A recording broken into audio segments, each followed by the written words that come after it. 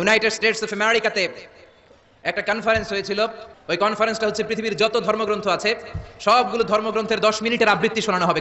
সব ধর্মগ্রন্থের আবৃত্তি এবং তেলাওয়াতের পরে সর্বশেষে মুসলমানদের ধর্মগ্রন্থ কোরআন আবৃত্তি করার জন্য ডাকা হয়েছে।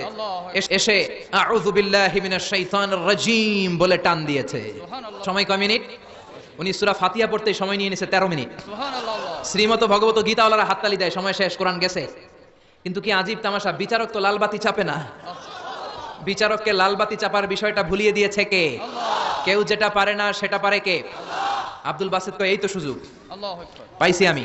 বিচারক যেহেতু লালবাতি চাপে না, আমি আরেকটা সূরা ধরি। উনি কোরআনের সবচেয়ে সুন্দর সূরা আর রহমান তেলাওয়াত শুরু করলেন। উনি উনার গলায় আল্লাহ যত সুর দিয়েছিলেন সব সুর, দরদ, আদর ঢেলে দিয়ে সুরের ঝংকার তুলে পুরো কনফারেন্সকে মাতিয়ে দিলেন। 15 মিনিট হয়ে যায়, বিচারক লালবাতি চাপে না। 20 মিনিট, 25 মিনিট, 30 মিনিট হয়ে যায়, লালবাতি চাপে না।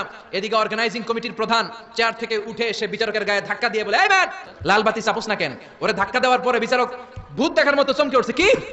হ্যাঁ, লালবাতি